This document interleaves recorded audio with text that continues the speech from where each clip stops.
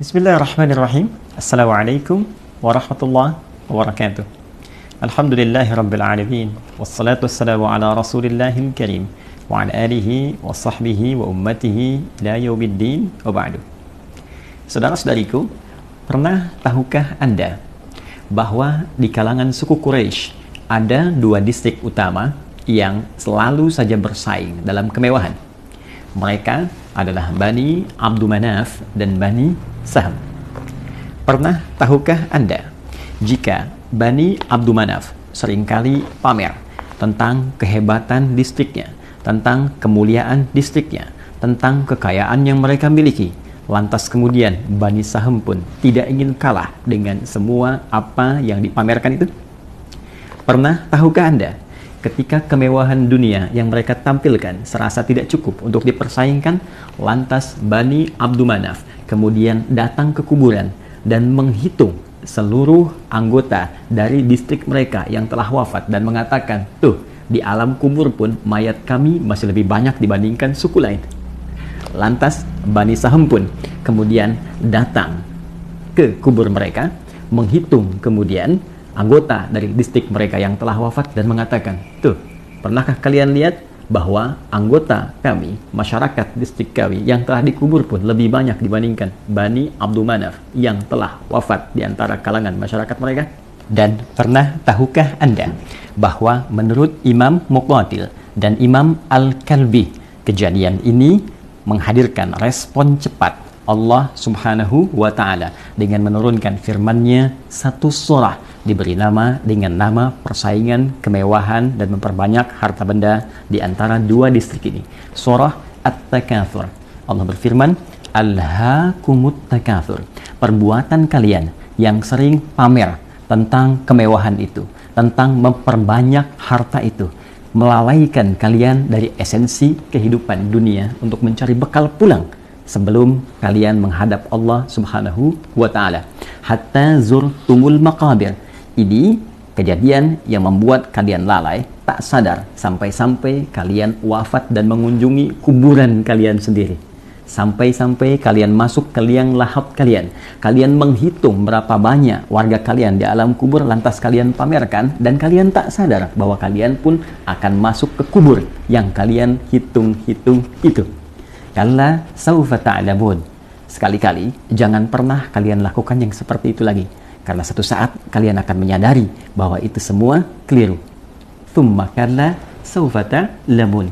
Kemudian ditegaskan kembali, jangan pernah lakukan kegiatan itu lagi, karena kalian satu saat akan menyadari bahwa semua itu keliru. Kalla law ta'lamuna ilmal yaqin. Sekali-kali jangan pernah kerjakan itu lagi jika kalian mengetahui dengan penuh keyakinan, dengan penuh kesungguhan. La tarawunnal jahim. Perbuatan kalian itu akan mengantarkan pada kecelakaan yang dahsyat saat kalian pulang kepada Allah, dijamin dengan neraka jahanam. Thumma la tarawunnaha 'ainal yaqin. Maka saat engkau dihadapkan pada neraka itu, engkau akan melihat langsung dengan mata kepalamu dengan penuh kesungguhan. Tsumma latus'alunna yawma idzin 'anil na'im. Sungguh sebelum engkau masuk ke neraka itu, yakinkan pada dirimu semua yang engkau banggakan, yang engkau pamerkan, yang engkau lomba-lombakan, yang engkau tampilkan itu, hakikatnya setiap materinya, setiap sennya, setiap bendanya akan dipertanggungjawabkan di hadapan Allah Subhanahu wa Ta'ala. Saudara-saudariku, pernah tahukah Anda bahwa surah ini saat diturunkan bukan sekedar ingin meluruskan perbuatan orang-orang di zaman jahiliyah, lebih khususnya perlombaan kemewahan di antara Bani Abdul Manaf dan Bani Saham itu, karena kaidah menyebutkan jika sifat ayatnya, informasinya umum disampaikan, maka ini menunjukkan kesan bahwa perbuatan itu boleh jadi akan berulang di masa depan dengan tokoh dan situasi yang berbeda, namun esensi yang serupa. Seakan-akan Allah ingin memberikan informasi pada setiap generasi, dalam setiap masa yang berbeda, bahwa seluruh nikmat yang dititipkan oleh Allah itu seyogyanya adalah bekal ibadah yang akan dibawa pulang dan dipertanggungjawabkan di hadapan Allah Subhanahu wa Ta'ala. Bukan untuk dipamerkan, bukan untuk diperlombakan, bukan hanya untuk ditampilkan saja. Karena itu pernah terjadi di zaman jahiliyah dan diluruskan. Karena itu sangat tidak diharapkan. Apalagi jika ada seorang muslim yang hanya menampilkan harta kekayaannya, lantas ingin dibandingkan dengan orang lain, dibalas oleh orang lain, ditampilkan, saling menghadirkan kemewahan, seakan-akan ingin menghadirkan kesan bahwa dalam hidup ini yang paling kaya, ini yang paling hebat, ini yang paling punya nilai, maka Anda terlambat. Karena perbuatan itu sudah dilakukan oleh Bani Abdul Manaf dan Bani Saham di masa jahiliyah dan diluruskan oleh Allah Subhanahu wa Ta'ala.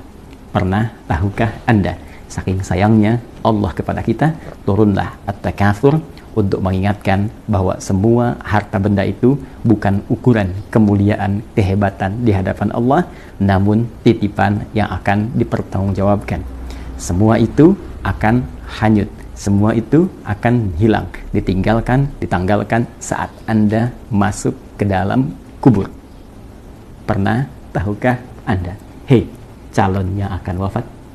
Assalamualaikum warahmatullahi wabarakatuh.